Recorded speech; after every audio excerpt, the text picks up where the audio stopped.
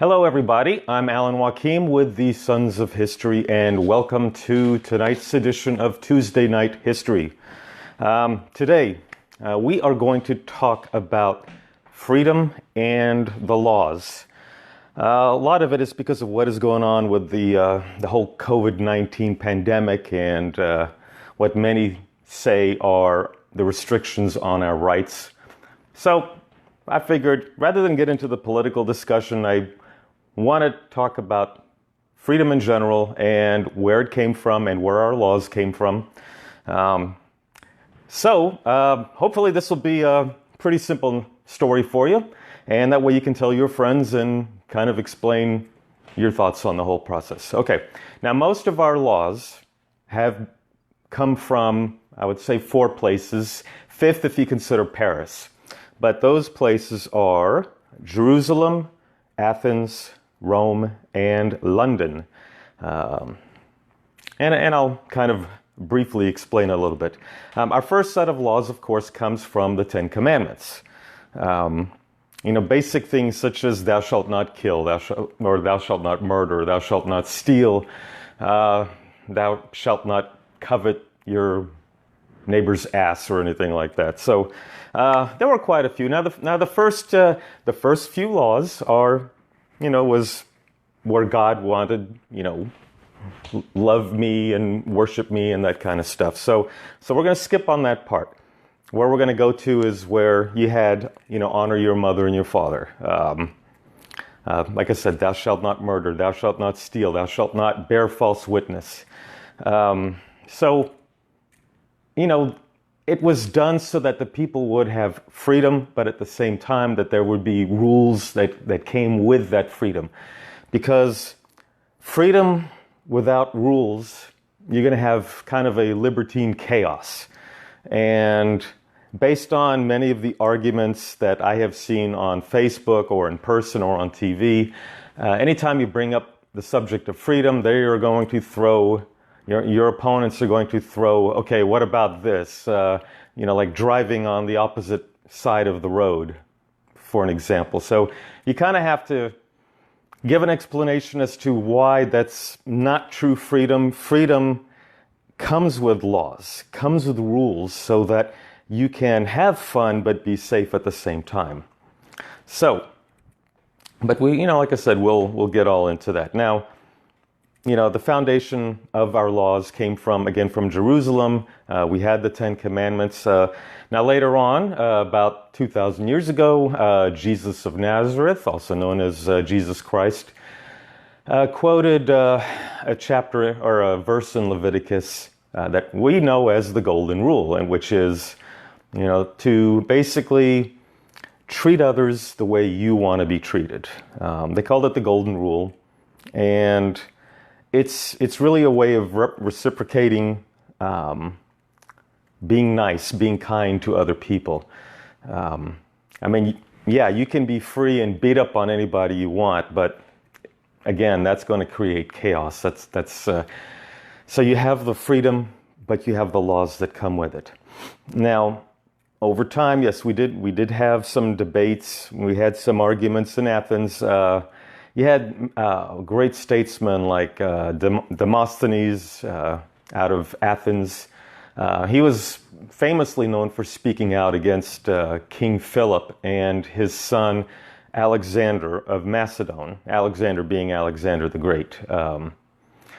That's where he was most famous as a statesman. Rome had their statesmen too, Cicero being probably the most famous. So if you ever sit and have a chance, read some of the works of Cicero, even Marcus Aurelius, he was a philosopher. You had quite a few philosophers in Rome, but Cicero is by far, I would say, the greatest one that you can read. And it, you have Aristotle in Athens, you have Aristotle, you have Plato, you have Socrates, who also gave their philosophical views to make mankind better. And, and many of the Christian and Muslim religious leaders during the Middle Ages, they embraced Aristotle, especially the Muslims. So something for you to think about. Now, let's see. We want to talk about, let's skip ahead to the Magna Carta. Now, the Magna Carta was signed in 1215, right outside of London. Now, what had happened was that King John, who was the brother of King Richard the Lionheart and the son of King Henry II,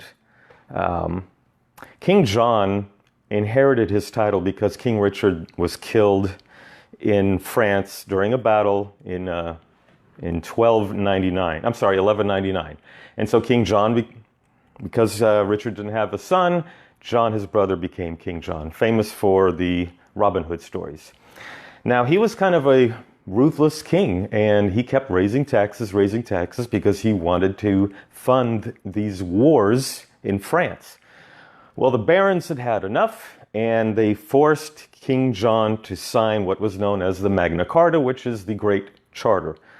There are still a couple of copies around. I saw one at the archives in Washington, D.C., so you can see them. They are written in Latin, so good luck trying to read it. If you can read Latin, great. But the Magna Carta, which is known as the Great Charter, stated that in order for King John to raise taxes, to go to war, he had to get the approval of the barons.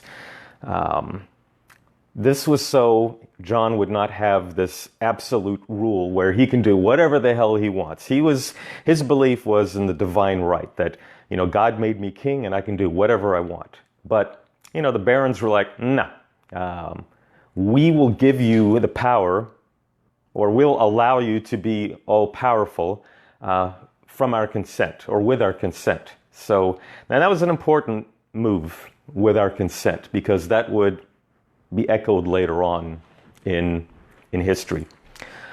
Okay, so the Magna Carta came about, and later on England started having Parliament, and the if you remember Braveheart, Edward Longshanks, he had to deal with the Parliament, and he also had to deal with the Magna Carta. So Parliament kind of grew because of you had the barons wanting consent. Now, the Parliament eventually grew into two houses. You had the House of Lords, which is where the barons come in, and then you had the House of Commons, which is just the regular people. So if you were on the House of Lords, you got what was known as a peerage. You had give an example, Lord Chatham, who was William Pitt at one point. William Pitt, Pittsburgh is named after him. He was the Prime Minister of England at the beginning of the 7 Years' War, which we call the French and Indian War. So they moved him to the House of Lords, gave him a peerage, and he became Lord Chatham. Look him up. He was a great Englishman who loved the United States of America. Okay, now, fast forward.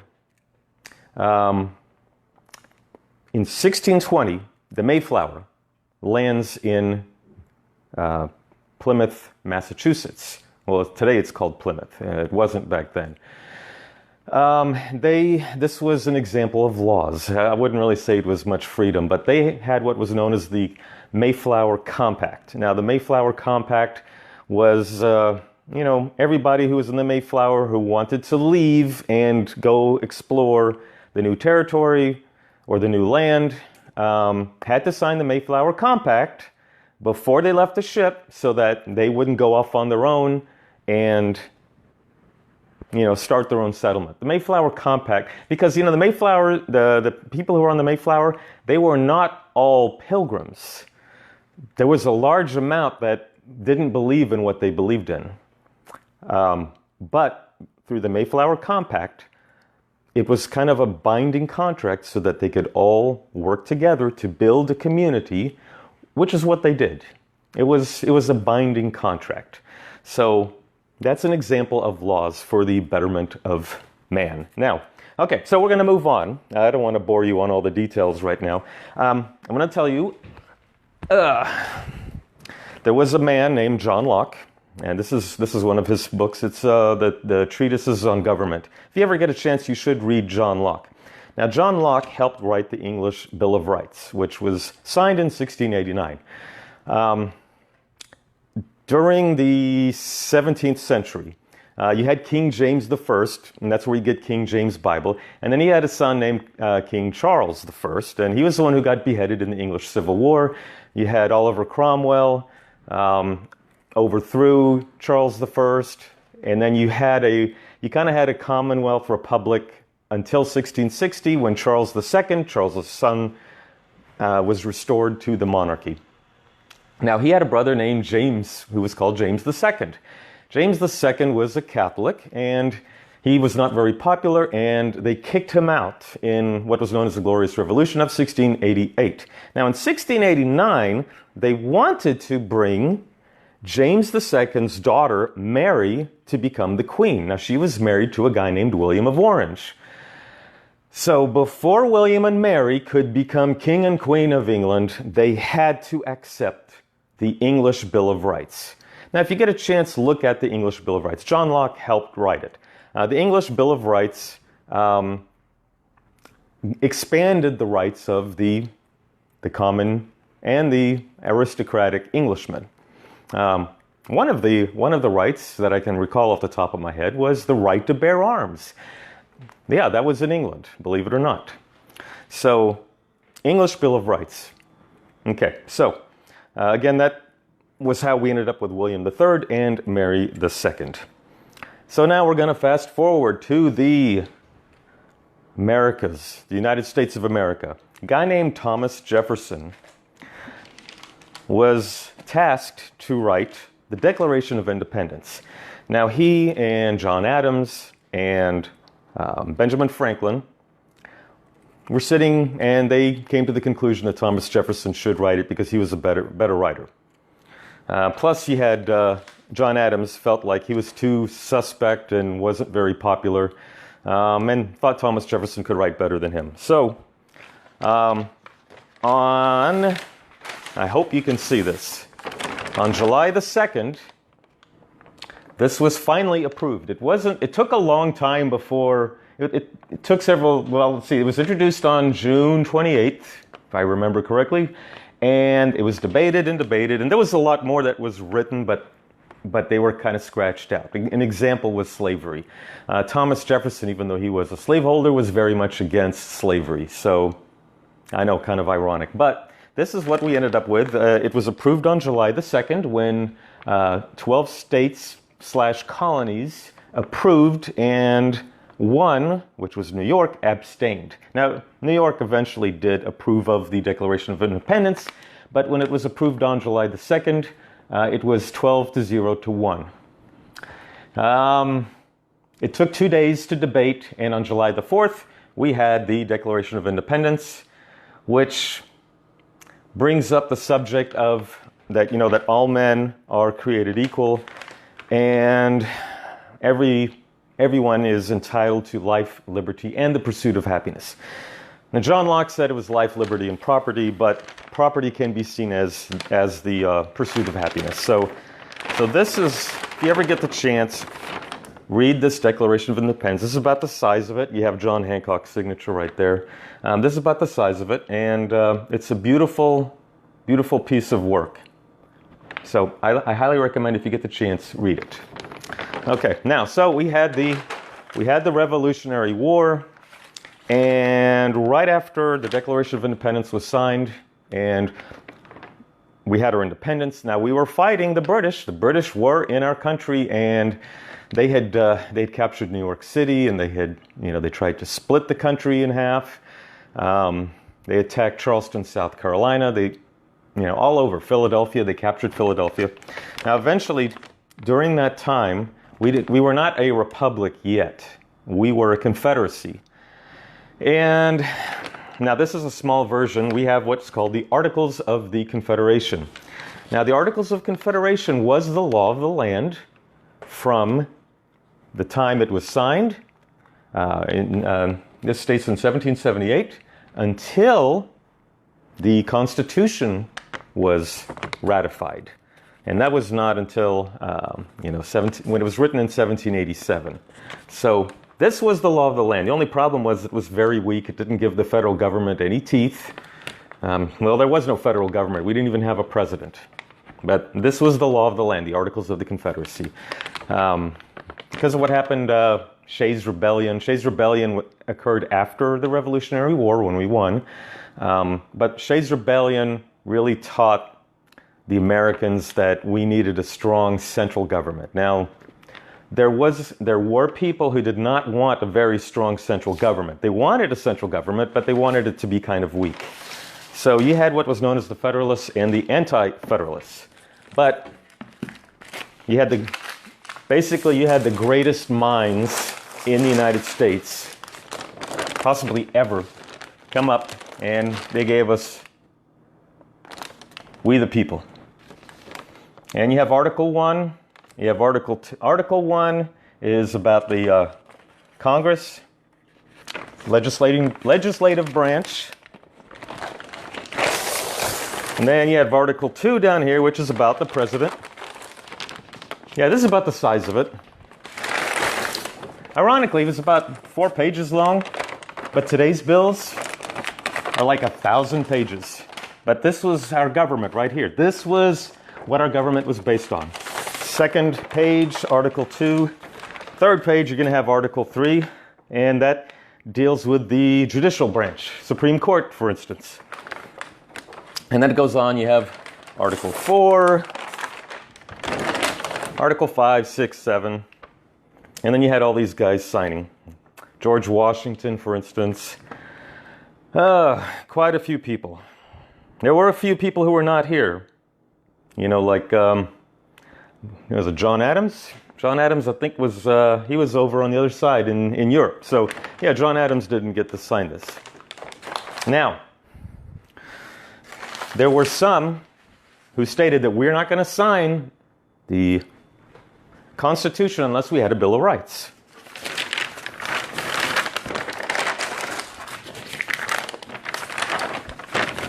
So this is the Bill of Rights. This was added.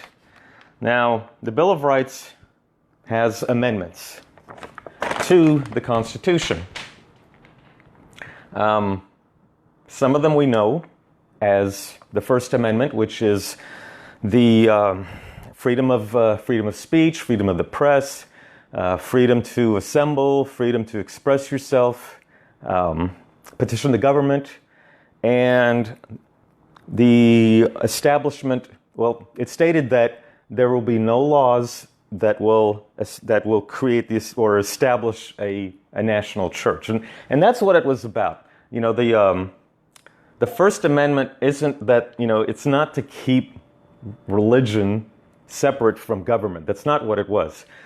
What it was is, in Europe and even in the colonies of America prior to 1776, almost all the states, not all of them, but almost all the states had a national religion or a state religion. For instance, the Puritans ruled New England. Virginia had the Church of England. So you had these established churches which stated that our government will support this church, try to create a monopoly for this church, and it'll be funded by the government.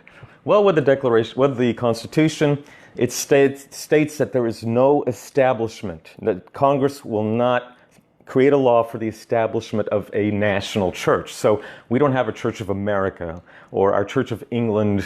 The Church of England isn't the national church. So that's what the First Amendment. Second Amendment, the right to keep and bear arms.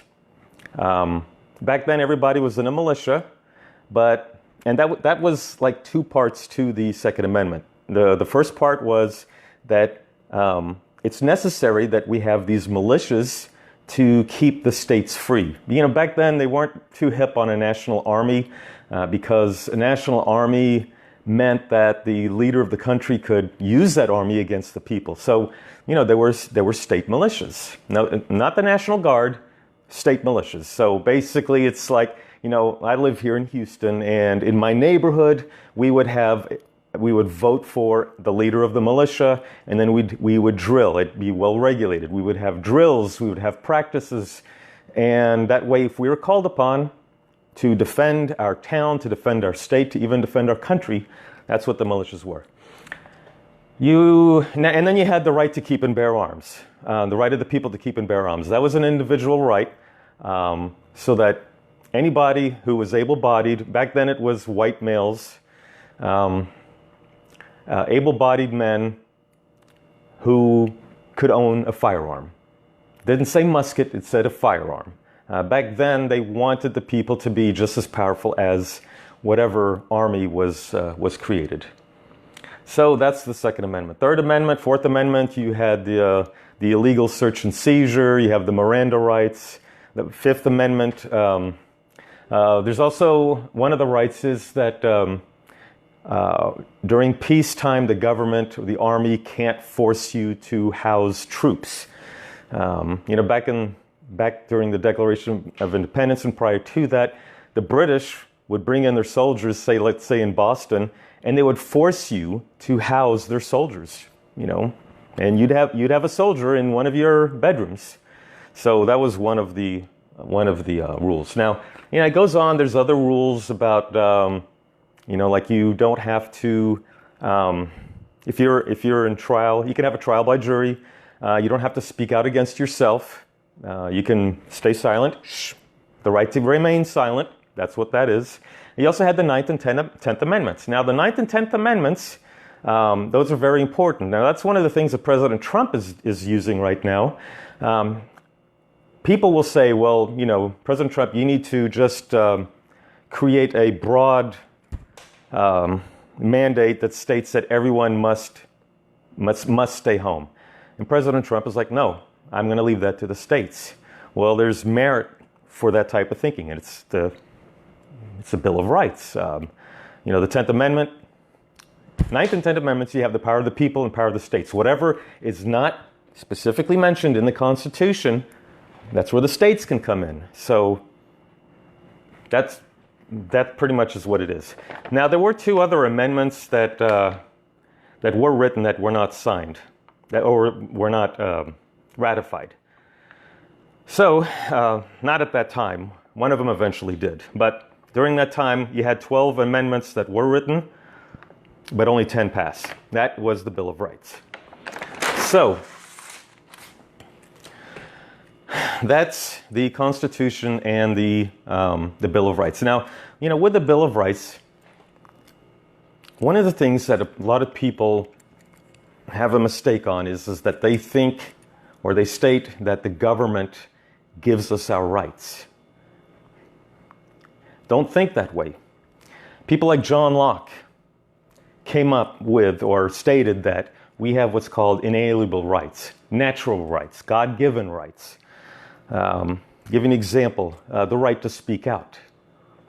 I can speak out against any government official I want, and I don't have to worry about being arrested. Now, I may lose my job, or if I am an artist, making movies, if I'm going to speak out against, let's say, the president, no matter which president it is, whether it's Trump or Obama, Bush, Clinton, whatever, you're allowed to speak out against them. But you're not protected from boycotts. So if people want to boycott you, they can do it. And there's really nothing that can be done about that. The Second Amendment, the right to defend yourself. The government can't sit and say, okay, well, we're going to give you this right, or that owning a handgun is a privilege. That's not what it is. The Bill of Rights, the Constitution, was written in a way so that it's kind of like a contract between the federal government and the states, also the federal government and the people. You got to remember that when the United States was formed, it was 13 different countries, 13 different colonies. Now, they had to be persuaded to form a federal union where we had a president. The 13 different colonies had their own culture. They had their own religion. They united because there was a clear and present danger, which was Great Britain. And this was after the Boston Tea Party, when they imposed martial law on the people of Massachusetts. The other colonies were afraid that this could happen to them, so that's why they got together, and they decided that they will be represented as one body, which is how the the first and second Congresses, congressional Congresses, met in Philadelphia. The first time they met because of what was going on in Boston after the Boston Tea Party and the martial law that was imposed. And then when they realized that King George III was not going to remove the martial law, they decided that they were going to meet again in Philadelphia to have the Second Continental Congress. Now, the First Continental Congress, they signed a petition and sent it to the king with their grievances. The Second Continental Congress was created after Lexington and Concord. So over time, you had people you had mostly, let's say, the people of New England and the people of Virginia wanted a free and separate country. The rest of the states, colonies, no, especially Pennsylvania. We were like, no, we don't want to separate from England. We just want them to hear us and to, give us our rights. I mean, don't impose yourself on us. We will still honor the king, but we want you to back off a bit. That's what the Second Continental Congress started out with. But the war got worse. You had Bunker Hill, and then there was another olive branch petition that was signed, sent to the king. The king not only rejected it, but he also stated that everybody who was in that Congress was a traitor and they would be hanged. That didn't help the situation. And then you had Thomas Paine, who wrote a book called Common Sense, and that really motivated the country to finally say, you know what, why do we even have a king? Let's be a free country. It makes no sense to follow a king. Why? Thomas Paine had a lot to do with it. If you ever get the chance, read Common Sense. So, all these rights, we had rights. We wanted our freedoms. This is where the Bill of Rights comes in. Our rights are natural. Our rights are from God. Our rights do not come from government. Government doesn't give us our rights, because what they can give you, they can take away. So, keep that in mind. These rights are protected by the Constitution, are protected by the Bill of Rights. That is stating that we in government are making a compact, kind of like the Mayflower Compact, that we'll make an agreement between you and the states and you and the people that we will protect your natural inalienable rights. That's what freedom is, okay? Freedom isn't, I'll give you an example. Second Amendment. The freedom doesn't state that because I have the freedom to own a gun, that the government has to supply me with that gun. No. What the Second Amendment states is that I can go and buy whatever gun I want, provided I pay for it and I don't go around harming people with it. The First Amendment is kind of the same thing. You're free to speak out, but you're not given a newspaper or a video camera by the government. They don't provide that for you. You have every right to go and buy whatever video camera you want, and then you can say whatever you want. But the government's not going to sit and buy you a video camera. Government's not going to sit and buy you a gun. Now, this is where some of the debate of healthcare comes in, where people say healthcare is a right or housing is a right. You can't force people to provide you a service unless you pay them. It makes sense. I mean, imagine you have a company and someone states, well, it's my right to have free food, or it's my right to eat food. Okay, well, fine, you can come into my store and you can buy whatever you want, but I'm not going to give it to you. You have a right, let's say you have books. You have a right to buy whichever book you want, but I'm not going to give it to you because you say it's your right. It just means you have the right to buy whatever you want, but you got to pay your own money. That's rights. I hope this helped out. I'm going to recommend a few books for you. If you get a chance, read the Federalist Papers.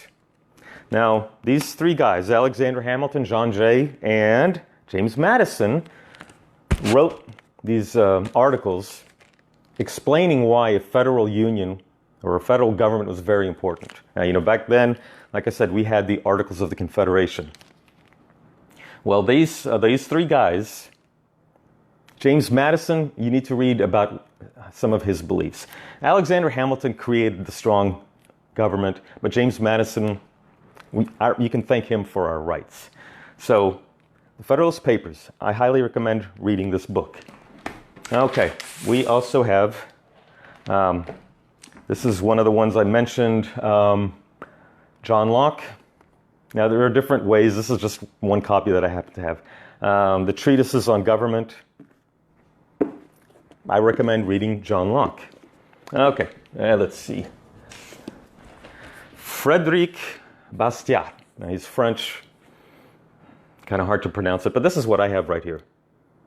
It's called The Law, the State, and Other Political Writings. This is a good book. The Law is a good book to read if you get the chance. Frédéric Bastiat. I like this book by Joe Wolverton. It's called What Degree of Madness? Now, this book, he's a big Madison fan, James Madison, and it talks about states' rights. So if you want to read up about states' rights, I know it's not about slavery. It's about the right of the state and having, not the government, the federal government, you don't want it to impose so much rules on you because, like here in Texas, we don't think like the people of California or the people of Vermont or the people of New York or Massachusetts. So, let most of the states run their own affairs and let the federal government run treaties and national defense. I also recommend Thomas Paine. Oh, I hope I have it here. Here we go. Yes. Thomas Paine, Common Sense. Read it. Good book. Thomas Paine, Common Sense. And then, last but not least, on this subject, now these are by the Library of America. You have the Debate on the Constitution, 1 and 2. Now these, here's part 1 and part 2. You have the Federalist and the Anti-Federalist speeches. Fantastic resource to have in your hand. Okay, well, that's it. I hope this was beneficial to you. I hope you learned a lot, and I hope I didn't bore you to death, because I know there's a lot of stuff here that's factual and whatnot, so, and opinions and that kind of thing. So anyway, read these books if you get the chance, and I am Alan Wakim with the Sons of History. Go to Sons of History and like us, and watch me every Tuesday night at 9 p.m. Central for another edition of Tuesday Night History. So I thank you, God bless you, and wish you all happiness and freedom. Thank you very much.